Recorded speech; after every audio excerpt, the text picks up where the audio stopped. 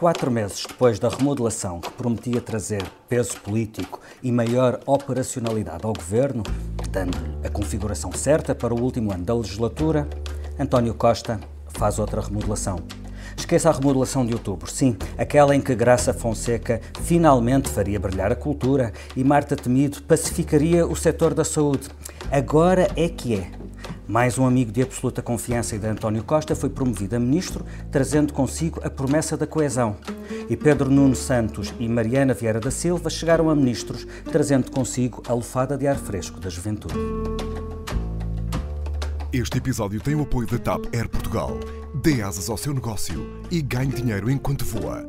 Adira já ao programa da TAP para empresas em tapcorporate.com. António Costa promoveu mais uma remodelação governamental, a quarta em que mexeu em ministros, a sexta, se olharmos para mexidas apenas de secretários de Estado também. Desta vez saíram 2 ministros, entraram 3, mas esses já lá estavam. Vamos falar do entra e sai, do sobe e desce, a 3 meses das europeias e a 7 meses das legislativas. Já cheira a campanha, como se percebeu bem nos últimos dias, com as convenções do PS e do PSD, as jornadas parlamentares do PCP e a moção de censura do CDS. É isso mesmo, mal o novo elenco governativo aquece a cadeira e já se vai deparar com uma moção de censura. O CDS volta a usar o instrumento que faz cair governos, sabendo que o governo não cairá. As esquerdas, as mesmas que engrossam a voz contra as políticas de Costa e tentam cavalgar a contestação social, voltarão a segurar o governo. E o PSD, o mesmo que tudo faz para apocar a iniciativa do CDS, vota a favor da moção de censura, ao lado do CDS. Por fim, falaremos ainda do clima de confronto no setor da saúde. Como se não bastasse o braço de ferro do governo com os enfermeiros, agora há o braço de ferro da ADSE com os grandes grupos privados de prestação de cuidados de saúde. Os mesmos que garantem os serviços que o SNS muitas vezes não é capaz de prestar em tempo útil. Ameaçam romper o acordo com o subsistema criado nos anos 60 para os funcionários públicos. Temas para esta reunião da Comissão Política, em que teremos a análise da Mariana Lima Cunha, que é repórter parlamentar do Expresso e acompanha o CDS. Olá. Da Ângela Silva, que faz a cobertura da Presidência da República. Olá. Do Pedro Santos Guerreiro, diretor do Expresso, que comigo forma a dupla residente deste podcast. Olá. Eu sou Filipe Santos Costa.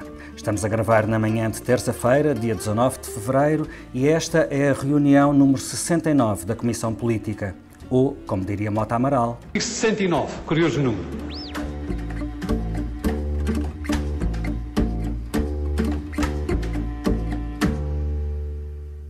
Há 4 meses fizemos uma comissão política especial sobre a inesperada remodelação então promovida por António Costa. A situação do Ministro da Defesa obrigou o Primeiro-Ministro a remodelar e com Azeredo Lopes saíram então Caldeira Cabral, Castro Mendes e Adalberto Campos Fernandes. Na altura, as opções de Costa foram elogiadas. Os novos ministros, para além de não terem o desgaste dos antecessores, tinham um perfil mais político e maior confiança pessoal do Primeiro-Ministro, o que daria mais unidade ao governo na reta final da legislatura. Vamos a ver, e Graça Fonseca embrulhou-se em sucessivos tiros no pé. O Ministério de Marta Temido está hoje a ferro e fogo, como nunca esteve no tempo de Campos Fernandes. Cisa Vieira envolveu-se em diversas polémicas e só João Gomes Cravinho representou, em comparação com o anterior Ministro da Defesa, um ganho inquestionável. Mas, enfim, tratando-se de Azeredo Lopes, não seria difícil. E eis que, passados só 4 meses, Costa remodela outra vez e mexe em 3 ministérios e 8 secretarias de Estado. Ângela, isto foi uma clarificação necessária, como diz António Costa, por causa das listas para as europeias, ou é um sintoma de falta de rumo, como acusa Rui Rio? É a típica remodelação de fim de ciclo, é um cheirinho a fim de ciclo. Ou seja, eu acho que António Costa remodela, ele justifica a remodelação com a necessidade de tirar Pedro Marques para a cabeça de lista das europeias e separar as águas entre governo e partido. Agora, é verdade que ele aproveitou. Essa razão é factual, portanto Pedro Marques era o cabeça de lista que ele tinha escolhido porque é um dos nomes que ele tem na pequeníssima lista para potencial comissário português na próxima Comissão Europeia, portanto ele tem que lançar Pedro Marques na Europa, porque se Mário Centeno não for para a Comissão Europeia, Pedro Marques é o nome que está na calha. E, portanto, para tirar aquele ministro, ele aproveitou para fazer a típica remodelação de fim de ciclo. E o que é que são as remodelações de fim de ciclo? São as remodelações quando os governos estão a precisar, como de pão para a boca, de mais partido no governo. Portanto, aquilo que António Costa fez foi pôr mais PS na engrenagem. E pôr mais PS na engrenagem porque tem uma série de problemas para resolver no terreno.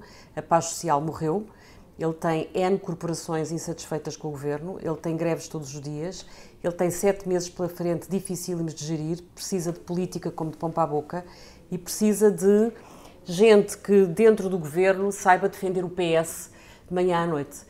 E estes nomes dão essa garantia, ou pelo menos sustentam essa expectativa? Garantias, enfim, só prognósticos só no fim do jogo. Mas há razões para acreditar nessa expectativa? Prognósticos só no fim do jogo, mas são rostos, é juventude no governo, portanto há genica, há sangue na guerra, há ambição. Aqueles jovens turcos que ele foi buscar para o governo são pessoas que precisam de se afirmar e, portanto, isso dá algumas garantias. É diferente de ter técnicos, de ter independentes que não vestem a camisola.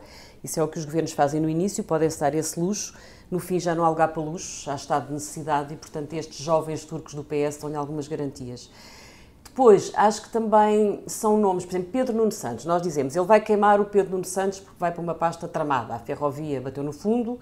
Ele tem ninguém faz nada em 6 meses. Ninguém faz nada em 6 meses. Agora, eles podem fazer uma coisa, ele, como Duarte Cordeiro, podem ajudar a lançar a próxima legislatura, podem ajudar a projetar o próximo governo e eu acho que é isso que António Costa quer fazer. Aliás, provavelmente uma das fórmulas que ele vai usar para resolver alguns dos conflitos dificílimos que tem pela frente é um bocadinho dizer, bom, nós não fizemos, mas nós vamos fazer. E vamos fazer não é nestes 7 meses, é na próxima legislatura. E, portanto, aliás, no Ministério das Infraestruturas, nos últimos meses, Pedro Marques não fez outra coisa. Não tendo obra para apresentar, apresentou promessas e milhões e concursos e planos, não é? Sim, e Pedro Nuno Santos não poderá fazer muito mais. O que é que ele pode fazer nestes 7 meses? Pode lançar mais um troço da ferrovia Évora-Elvas? Pode ter a sorte de não cair nenhum motor de nenhuma automotora? Vamos ver como é que corre o verão, não é? Em que há imensa gente a circular de comboio pelo país. O ano passado foi muito mau, este ano pode ser terrível. Eu acho que, apesar de tudo, ele tem uma pasta mais simpática, que é a questão da habitação, que sendo também um imbróglio, mas pode ser ele o ministro que vai ficar associado à aprovação de uma lei de bases da habitação, que é o único setor que não tem uma lei de bases desde 25 de Abril e, portanto, ele é de esquerda, ele é provável que consiga pôr em cima da mesa algumas medidas simpáticas para as pessoas que têm grande dificuldade em arranjar habitação, sobretudo nos grandes centros urbanos, e aí pode fazer alguma política, digamos assim. Agora, eu acho que, sobretudo, eles vão lançar a próxima legislatura e projetar o próximo governo e, com isso, ajudar a lançar a ideia de que nós vamos continuar, somos nós que vamos ganhar as eleições e tudo aquilo que nós não conseguimos fazer em 4 anos, vamos fazer nos 4 anos seguintes. Pedro, com Pedro Marques e com Maria Manuel Leitão Marques, de facto, o PS muda os rostos da sua lista europeia, mas, por outro lado, vai buscá-los ao governo e no governo promove gente que já lá estava ou que já era do ciclo mais restrito de António Costa. Portanto, temos aqui sinais de renovação ou de escassez de pessoal político? Há claramente sinais de uma endogamia, não é? Não apenas, enfim, familiar, mas sobretudo do PS, do núcleo duro de Costa. O Conselho de Ministros qualquer dia é a mesa da sala de jantar do Primeiro-Ministro. Agora, esta remodelação não é feita a pensar no Governo, é feita a pensar no PS. Em preparar o PS primeiro para as europeias, ou seja, com a promoção que foi feita de Pedro Marques nos últimos meses, ele esteve praticamente em roadshow. Segundo, prepará-lo para as legislativas, por exemplo, Duarte Cordeiro vai apoiar não só o António Costa Primeiro-Ministro, mas também o António Costa Secretário-Geral do PS. E também vai ajudar Pedro Nuno Santos a chegar lá quando for a sua hora. Claro, o Duarte Cordeiro é o braço direito do Pedro Nuno Santos no partido. E em terceira, pensar no pós-legislativas, ou seja, não só António Costa faz enfim, atirou todos para a frente, todos os seus possíveis sucessores, ou todos aqueles que ambicionam ser seus sucessores, mas prepara já um novo governo. E vale a pena reparar que António Costa começou a usar uma expressão que é nós sempre dissemos que tínhamos uma agenda para a década e, portanto, não é só em 4 anos que se faz. Em bom rigor, foi isso que António Costa prometeu. Isso já é uma calçadeira, não é? Isso é uma calçadeira para esse discurso do precisamos de um segundo mandato para concluir aquilo que queríamos. Agora, este governo serve para quê? Serve para gerir calendário, para cumprir calendário e para gerir crises, num momento, como a Ângela dizia, um momento em que a paz social já era. O caso de Pedro Nuno Santos vale a pena ser observado em particular, não apenas porque ele tem uma ambição clara e declarada. Há um ano, quando ele fez aquele discurso no Congresso do PS, foi interpretado como alguma insolência de ter feito uma demarcação ideológica tão grande face a António Costa. A promoção dele, ele já tinha bastante importância no governo, sendo secretário de Estado estava no Conselho de Ministros, por exemplo. Mas e mandava mais do que muitos ministros, ninguém dizia mandava mais do que muitos ministros, sim. Esta promoção tem, como dizia a Ângela, duas áreas. Uma é muito difícil, que é dos transportes, aí é gerir crise, enfim, o processo está de renovação e de expansão de tudo o que tinha sido prometido, está atrasadíssimo e ele terá de gerir isso. Não é um setor nada fácil. Por outro lado, na habitação, ele tem um trabalho feito por uma grande secretária de Estado, na minha opinião, que é a Ana Pinho, que mal entrou no governo, em muito pouco tempo criou um pacote de medidas que são medidas muito inovadoras, elas ainda não estão testadas, muitas não estão sequer regulamentadas, portanto ainda não estão. É possível que algumas estejam a ter o efeito contrário no mercado até? É possível, mas é um pacote de medidas muito alargado, em que estamos a falar de senhorios, de arrendatários. Agora é uma proposta completamente surpreendente que ninguém esperava aliás ainda é bastante complexo, ainda não deu para perceber bem o que é que significa na relação entre senhorios e inquilinos, mas isto vai-lhe permitir fazer desse lado a apresentação de uma série de medidas, embora eu suspeite que elas não estarão em aplicação prática nesta legislatura, até porque muitas são muito confusas. Agora, isto é evidentemente uma guarda avançada que ao mesmo tempo é da retaguarda, não é? Da retaguarda dura do PS e de grande Deixa-me colocar uma questão sobre as políticas públicas. Rui Rio dizia que um governo que muda tantas vezes de protagonistas não pode ter políticas estruturadas. O que eu vos pergunto é se isto é mesmo assim. Há razões para dizermos que tem havido mudanças de políticas, neste governo em concreto, escusamos de fazer a história toda da democracia, tem havido mudanças de políticas por haver mudança de protagonismo? E nem ponho a questão da cultura, onde se percebe que não há sequer uma política, mas noutros ministérios... A única mudança destas remodelações para mim foi a da Ana Pinho, que trouxe de facto uma... Que não foi realmente uma mudança, porque não havia secretário de Estado da Habitação antes. Portanto, foi dar relevância a uma área, dando-lhe autonomia. Mas a Ana Pinho, de facto, com a sua entrada, criou-se uma bateria de medidas que, como eu dizia, ainda estão a ser regulamentadas.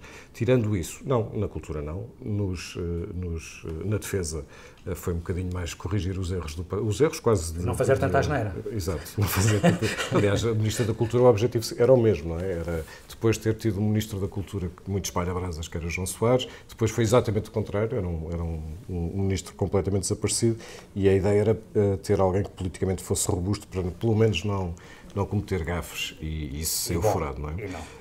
Não se percebe, por exemplo, na saúde, o que é que António Costa ganhou com a mudança, quer dizer, de Alberto Campos Fernandes... Teve o ganho de tirar um membro que estava muito desgastado, mas entrou outro que está... Mas esgotou-se esse ganho numa semana ou duas, não é? É isso. Aliás, vamos falar da saúde na terceira parte, mas é uma boa questão. Embora não se possa falar de uma ruptura nas políticas, mas há, apesar de tudo, uma guinada à esquerda que é exacerbada e que não se percebe, nem sequer tem a certeza que seja aquilo que o próprio Primeiro-Ministro queira. Quer dizer, o próprio António Costa nunca defendeu uma política de saúde tão à esquerda e, portanto, a ideia que dá é que a Ministra da Saúde saiu mesmo uma carta fora do baralho e que foi para além daquilo que era suposto o Governo continuar a fazer nesta legislatura e, eventualmente, na próxima. Portanto, há aqui guinadas que eu acho que, não sendo rupturas de política, são, sobretudo, desastres na escolha de pessoas, quer dizer, e falta talvez de condução política do Governo. Na parte da saúde correu claramente mal ao Primeiro-Ministro e duvido que esta seja uma ministra para continuar numa próxima legislatura. Mas valia ter ficado quieto e manter a de Alberto Campos Fernandes. O Pedro falava há pouco da questão da endogamia até do ponto de vista familiar e Rui Rio chamou a atenção para isso. Eu penso que é pela primeira vez na história de Portugal nós temos um Conselho de Ministros onde se centra marido e mulher e agora pai e filha. Para quem passa a vida a jurar que não faz demagogia, talvez Rio esteja a cair em alguma demagogia. A minha pergunta é esta: Mariana Vieira da Silva deveria estar impedida de ser ministra porque o pai o é? E o mesmo em relação a Eduardo Cabrita e Ana Paula Vitorino, que são casados. Esta ligação familiar deve impedi-los de ser ministros? Eu acho que de modo nenhum. Acho que, quer dizer, é salutar, um governo não pode ser uma empresa familiar, não é? Pronto, é bom que não seja. Agora, eu acho que nestes dois casos é impensável dizer-se que Mariana Vieira da Silva não podia chegar a ministra, porque uma coisa é quando as pessoas têm valor próprio provas dadas, e ela foi de facto uma excelente secretária de Estado adjunta do Primeiro-Ministro. É uma pessoa discreta, é uma pessoa preparada para o lugar e, portanto, não faz sentido que não possa chegar a ministra só porque é filha de outro ministro. Da mesma forma que a Ana Paula Vitorino, nós já nem nos lembramos que ela é casada com o Eduardo Cabrita, portanto, é uma mulher que tem uma carreira política que fala por si, é uma pessoa competente nos lugares que tem ocupado e, portanto, não faz sentido nenhum questionar que ela possa estar sentada ao Conselho de Ministros ao lado do marido. Se calhar não sei se é incómodo ou não é incómodo para os próprios gerirem essa situação, mas presumo que quando as pessoas têm valor próprio e sabem o que estão a fazer, não há qualquer impedimento por estarem sentados à mesma mesa a trabalhar em conjunto. Portanto, acho que isso é uma falsa questão e acho até que fica mal a Rui Rio colocá-la na praça pública. Só uma nota que o Rui Rio às vezes tem parecido neste processo que está mais concentrado, por exemplo, pegou mais neste tema do nepotismo ou não do governo do que às vezes na crítica a políticas concretas do governo. Parece que se tornou mais aguerrido por causa desta pequena questão que pode nem sequer ter grande base do que é um bocadinho uma oposição séria. Taxista, não é? Sim, ele se calhar de vez em quando tem que se divertir um bocadinho, fácil. Senão aquilo é verdadeiramente maçador. E vamos falar então do que vem aí. 2 dias depois de tomarem posse, os novos ministros, bem como os antigos, enfrentam amanhã uma moção de censura. É manifesta que esta iniciativa não visava o governo, mas visa o esforço que o CDS faz para se afirmar. Foi um nado morto, visto que imediatamente ficou esclarecido que não teria maioria parlamentar para ser aprovada, e faz parte, digamos, de uma certa disputa que existe hoje. O chumbo está garantido, mas uma moção de censura, na verdade, raramente vale pelas suas consequências. Aliás, só uma vez na história da democracia portuguesa, em 1987, este instrumento fez cair um governo. Por outro lado, a julgar pela entrevista que deu à edição de sábado passado do Expresso, para Assunção Cristas, a moção de censura não tem só, ou sequer sobretudo, a ver com o governo. O PSD tem que, obviamente, fazer a sua análise e perceber se está do lado daqueles que acham que o país está mal e que o governo está a falhar e, portanto, aprovar a moção de censura proposta pelo CDS, ou se tem alguma outra leitura, mas isso, cada partido faz a sua leitura. Mariana, esta iniciativa do CDS é mesmo uma peça de outra história, ou seja, que tem sobretudo a ver com o medir de forças à direita, mais do que com o papel de um partido de oposição ao governo? Eu acho que sem dúvida, nem sequer houve uma questão, o CDS nunca fez as contas achando que ia haver de facto uma queda do governo, isto nem sequer estava nos planos de Assunção Cristas. O que estava nem nos houve planos... um facto novo, não há um elemento... Não, há um aproveitamento, penso eu, do clima que existia neste momento e que pode ter... O CDS marca o anúncio desta moção de censura, aliás, para um dia de greve geral. Não me parece que haja propriamente um facto novo que o CDS estaria à espera do momento para poder avançar, mas era uma coisa que já tinha pensado fazer e que já tinha planeado fazer. Agora, obviamente que acaba por ser um argumento para a campanha eleitoral, porque a Assunção Cristas eu acredito que tenha feito os cálculos para os vários cenários possíveis antes de avançar e aqui podia contar com várias opções. Uma delas seria que Rui Rio não acompanhasse toda a iniciativa do CDS e isso seria uma cereja no topo do bolo para ela. Seria um colossal brinde de Rui Rio. Sim, isso seria um favor fantástico. Dessa abaixo. Isso seria um favor fantástico.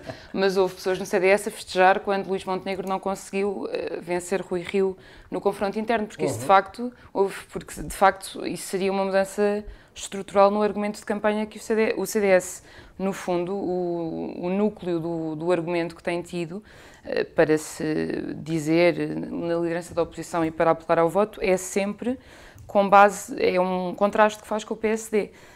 O que a Assunção Cristas tem dito sempre é que é a única alternativa, a verdadeira alternativa, e que é o único partido que não garante a viabilização de um governo de António Costa. Portanto, se o PSD de Rui Rio não existisse nos moldes em que tem existido, e se não fizesse a oposição como tem feito, a Assunção Cristas ficava sem um grande trunfo eleitoral e teria de mudar de discurso estruturalmente. Portanto, qualquer voto ou contra uma abstenção mesmo de Rui Rio seria um favor à Assunção Cristas. Eu acredito que os moldes em que acabou por ser feito o anúncio da aprovação da moção continua a ser, não estragou propriamente o discurso a Cristas. Aliás, ela já deveria ter preparado isso e a reação do CDS é, claro, o que é que ele poderia, um partido de direita só poderia fazer isso. Portanto, os cálculos foram feitos. Direita, estás a referir-te ao PSD? Há dúvidas, há dúvidas. Claro. Este fim de semana tivemos Paulo Rangel a declarar também não é de direita, portanto vai-se juntando a essa lista. Nunca foi de direita, aliás. Na entrevista que deu ao Expresso e que tu fizeste, Mariana, com o Vítor Matos, outra das coisas que a Assunção Cristas diz é que é um facto que ela é a líder da oposição. Oh, Ângela, é um facto? Não acho nada que seja um facto. Mas não ela é quem? A Assunção Cristas diz assim umas coisas. Também disse no Congresso do CDS que ia ser Primeira-Ministra, não é? Portanto, certo. Quer dizer, ela é uma pessoa que se manda para a frente, sim, na linguagem. Mas se não é ela a líder da oposição, é quem? Olha, às vezes é Marcelo Rebelo de Sousa. Eu acho que a pessoa que, parecendo que não, verdadeiramente mais faz frente ao Primeiro-Ministro, talvez seja mesmo a única, é o Presidente da República. Portanto, não acho que seja a Assunção Cristas. Aliás, repare, eu acho que o debate de uma moção de censura... Nós temos uma moção de censura há 40 anos ou há 30 anos, pronto, que teve um efeito prático. De resto, as moções de censura são debates que não vai ser muito diferente de um debate quinzenal, em que o PSD e o CDS vão bater no Governo e o Governo vai se defender e a esquerda vai... Vai bater no Governo e vai defender o Governo na hora da votação. E vai defender o Governo, pronto, quer dizer, não vai ser muito diferente disto. E também me parece que na rua, para o comum dos cidadãos, eu acho que a ideia da moção de censura é uma inexistência. Eu acho que as pessoas não ligam pevas ou às moções de censura. Se calhar houve um tempo em que no café se falava da moção de censura. Esse tempo já passou há muito, não é?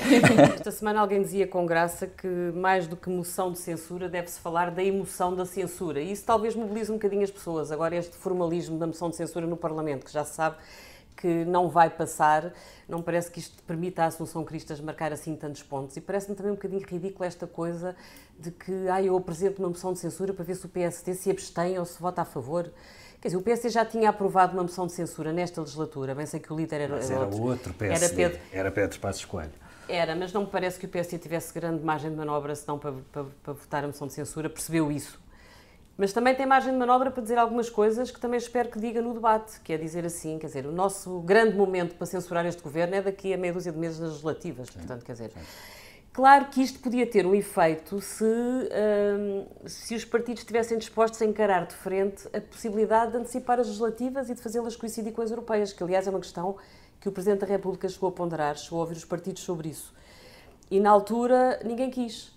E, portanto, se ninguém quis antecipar as legislativas, isto é mesmo só um debate para dizer mal do Governo. E Rui Rio desta vez, vá lá, não perdeu muito tempo a explicar, embora Marcos Mendes tivesse ainda esticado a casca de banana para ver se eles caíam, dizendo abstenham-se, por favor, porque se votarem a favor estão a ir atrás da doutora Assunção Cristas, isso é uma idiotice. Mas sabes que dá-me a sensação de que Rui Rio só vota a favor da moção de censura porque tem a certeza que o Governo não cai.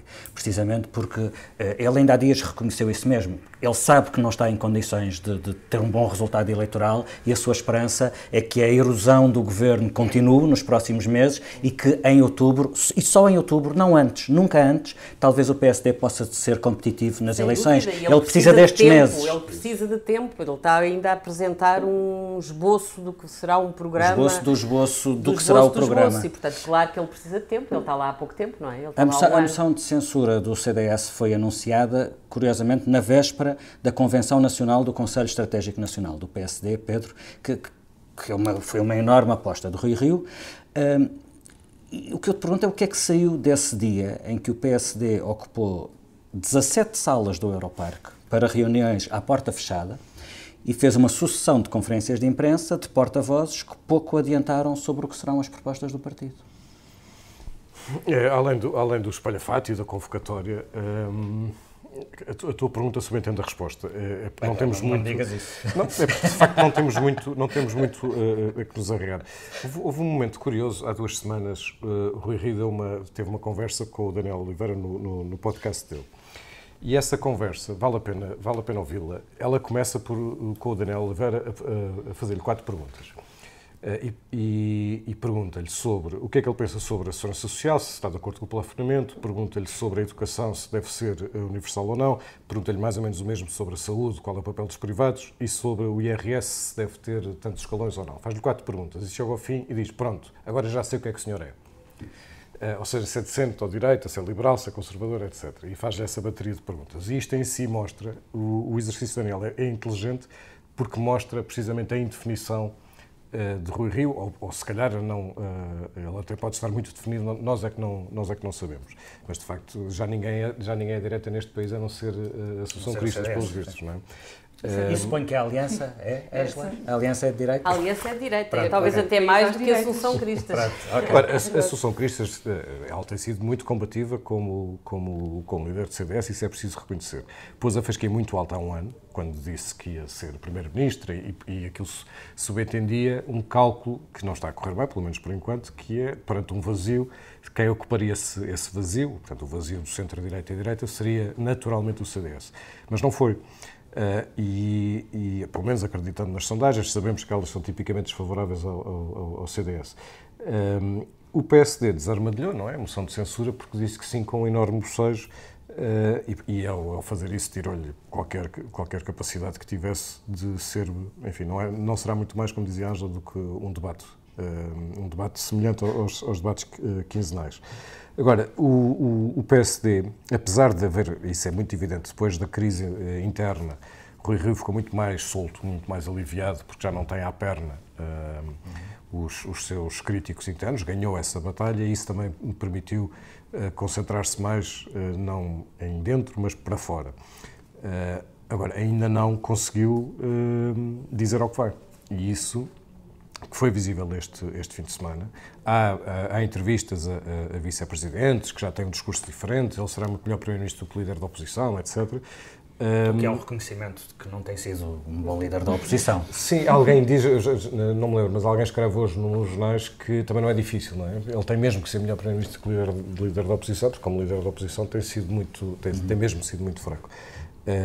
Ainda não chegou à altura de nós sabermos exatamente quais são as suas propostas e as suas quando tu ideias, falas não é? de espalhafato dessa convenção Não, do de ter as PSD. 17 Eu acho que não salas houve espalhafato absolutamente nenhum. Tiveste salas fechadas a discutir assuntos, tiveste uma intervenção do líder do partido, que foi uma coisa até bastante cinzenta, monocórdica. Sim, mas para o que é costume mais a falar. é Quer dizer, espalhafato tiveste na convenção do PS, em que o líder do PS e o Primeiro-Ministro fez um verdadeiro comício, isso sim foi uma afirmação de espalhafato. E é curioso que ainda esta segunda-feira, Rui Rio, na sua conta de Twitter, queixava-se de que todas as TVs deram muito mais destaque à Convenção Europeia do PS, a tal com espalhafato, que é onde aconteceu tudo em público, do que à Convenção do PSD, onde o que era importante aconteceu à porta fechada. Eu até posso dar o exemplo do Expresso. Nós tivemos equipas destacadas a fazer a cobertura das duas convenções. As equipas tinham exatamente a mesma dimensão, um fotógrafo, dois jornalistas, etc. E tivemos o editor de política alternando entre as duas, portanto tratámos do ponto de vista de equipa exatamente da mesma maneira. E se formos ver aquilo que o Expresso foi publicando, publicou muito mais informação sobre o PS do que sobre o PSD. Porquê? Porque houve muito mais informação, muito mais espalhafato, muito mais intervenção do lado do PS do que do lado do PS. Portanto, a grande dúvida é se Rui Rio não percebe mesmo a lógica mediática ou se gosta mesmo de se poder queixar de uma grande conspiração mediática contra ele. É essa a dúvida. Vamos ao terceiro tema desta reunião. Tivemos mais uma semana de agitação na saúde e nos próximos dias as temperaturas prometem continuar altas. Como se não bastasse o conflito com os enfermeiros, há agora um conflito entre a ADSE e os grandes grupos privados de saúde que ameaçam sair do sistema.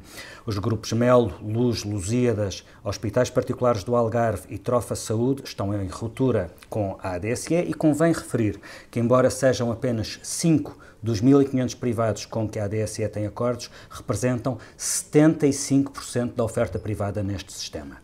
Em causa estão 38 milhões de euros que terão sido faturados a mais pelos prestadores entre 2015 e 2016, valor que a ADSE exige que sejam devolvidos.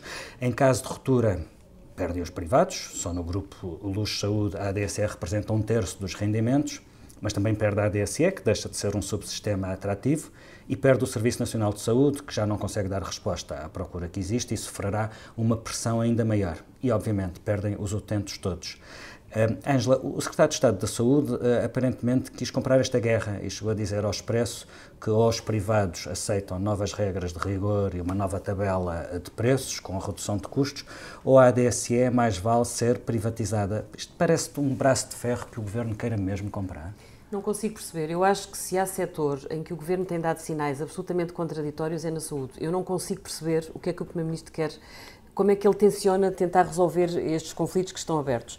E repara, nós tivemos a Ministra da Saúde, quando houve esta guerra por causa da ADSE, a ir a um programa da RTP, ao Prós e Contras, e a dizer esta coisa: não há problema nenhum se estourar o acordo com os privados e se os beneficiários da ADSE tiverem que vir todos para o SNS nunca deixou ninguém à porta. Ela disse, isto é o fim do mundo. Não é o fim do mundo, o SNS dá a resposta.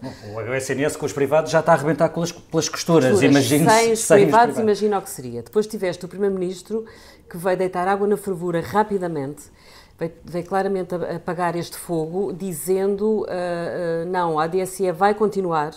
É preciso acalmar e se dar um sinal de tranquilidade e de confiança aos beneficiários da ADSE. A ADSE não vai acabar. E depois tens a entrevista do Secretário de Estado que dá ao Expresso em que admite a privatização da ADSE. Bom, ou o Primeiro-Ministro admite reformatar a ADSE, portanto, não acabar com ela, mas pensarem num novo formato, num novo estatuto para a ADSE, aproximá-la de um seguro mais assumido. Pronto, mas então que esclareçam o que é que tencionam fazer. Ou então o Primeiro-Ministro ainda não sabe como é que vai resolver isto e eu, sinceramente, não consigo encontrar uma linha de coerência na atuação do Governo neste setor. Pedro, e tu encontras coerência, algum sentido? Não. Ilumina-nos. Não, também não és tu. Não, até porque cada membro do Governo vai apontando para sentidos diferentes. Bom, enfim, pode haver uma estratégia coordenada dos polícias bons e dos polícias maus. Eu suspeito que não há coordenação nenhuma. É um pouco sofisticado demais, talvez, neste caso. Sim, e nós chegamos aqui depois, esta guerra com os privados tem mais de um ano. E nunca houve cedência nenhuma da administração da ADSE em relação a este ponto. A administração da ADSE parece-me que foi um bocadinho arrogante porque sempre julgou que os privados estavam a fazer bluff. Que os privados, o peso na sua faturação da ADSE é tão grande que eles nunca concretizariam a ameaça. O Expresso publicou 3 notícias ao longo dos últimos 6 meses sobre isto. Tinha publicado setembro, outubro, não lembro exatamente a edição, que isto era uma possibilidade. Depois, em dezembro, publicou dizendo que os privados ameaçavam fazer um Brexit à ADSE e depois, já este ano, o corte concretizou-se, a suspensão concretizou-se e no próprio dia em que o Expresso publica essa notícia, a ADSE vem desmentir, o que foi ridículo, porque depois foi desmentida pelos acontecimentos. Ou seja, sempre houve ali, parece-me, uma percepção de que os privados, do lado da ADSE, que os privados jamais executariam a sua ameaça. É preciso negociar, porque é impensável acabar com a ADSE, sobretudo no ano eleitoral. Quando o Secretário de Estado fala da privatização, está a falar sobretudo da gestão. Aquele dinheiro não é do Estado, aquele dinheiro é dos beneficiários. Os beneficiários todos os meses descontam, financiam a ADSE, tanto que a ADSE dá lucro, entre aspas, portanto tem excedente, e há até um acordo no Tribunal de Contas que diz que é ilegal a forma como o Estado está a utilizar esse excedente, está a bater ao saldo da saúde, porque precisamente o dinheiro não é do Estado, é dos beneficiários. E, portanto, privatizar significaria, basicamente, transformar aquilo num seguro de saúde, gerido como se fosse um seguro, o que seria um descanso para qualquer governo, porque deixava ter que ter negociações com privados, mas seria muito polémico, para dizer o mínimo, e eventualmente negativo para os funcionários da ADSE, para os beneficiários da ADSE. Porque provavelmente pode levar aqueles que ganham mais e que, portanto, descontam mais, a sair da ADSE e ir para seguros privados, e isso agravaria as condições de sustentabilidade da ADSE. Agora, a negociação, e o Estado vai ter que negociar, não apenas os 38 milhões, mas sobretudo a forma como se define os pagamentos dos atos médicos. Aquilo que os privados contestam é que os preços dos atos médicos são redefinidos a posteriori, não em função do seu valor médio, mas em função do valor mínimo. Ou seja, se houver 5 operadores diferentes que fazem 5 preços diferentes, no final o valor é todo recalculado sendo igual ao mais baixo de todos. E por isso é daí que resultam 38 milhões de euros em relação a 2 anos. Só que Costa está a negociar ao mesmo tempo muitas frentes, porque se pensarmos na Lei de Base da Saúde, que tem basicamente a ver, e essa tem sido a discussão, sobre o papel entre privados e Estado.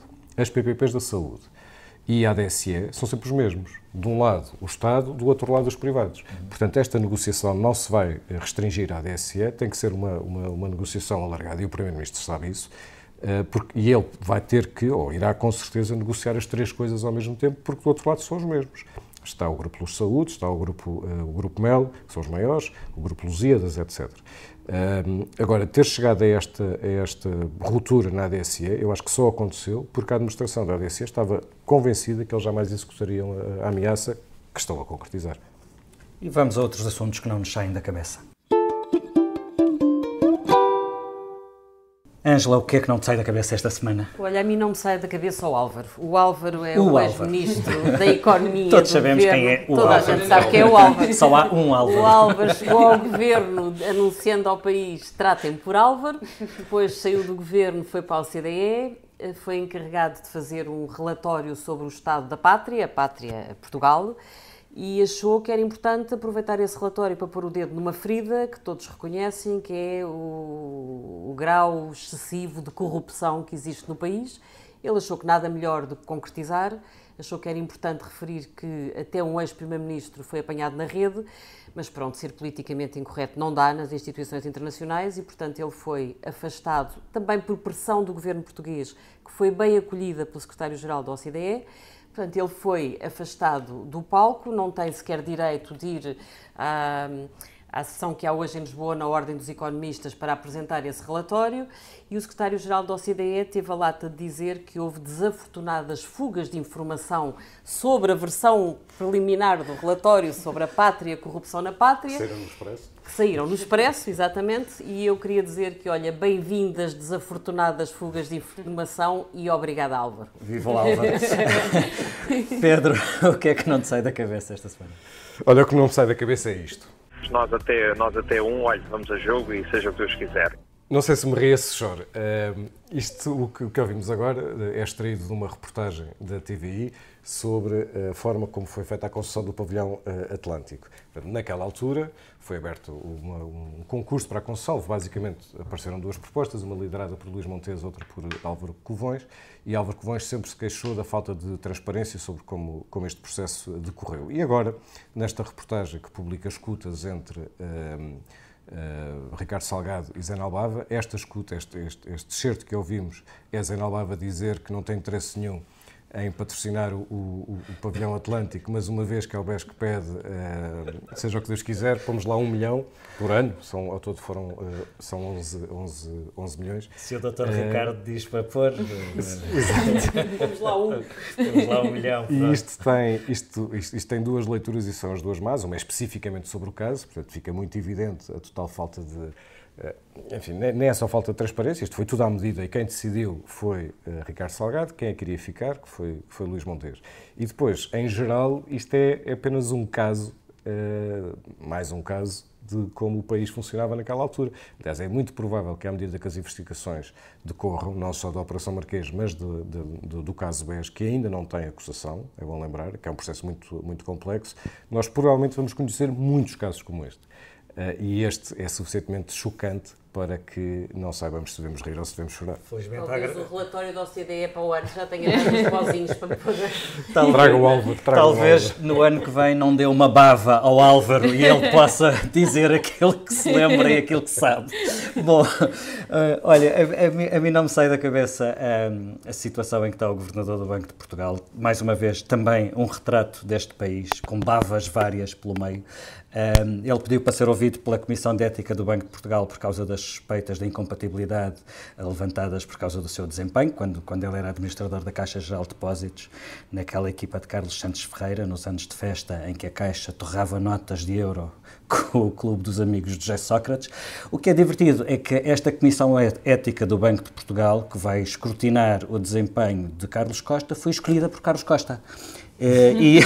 E os membros da Comissão trabalharam com o Governador na administração do Banco de Portugal.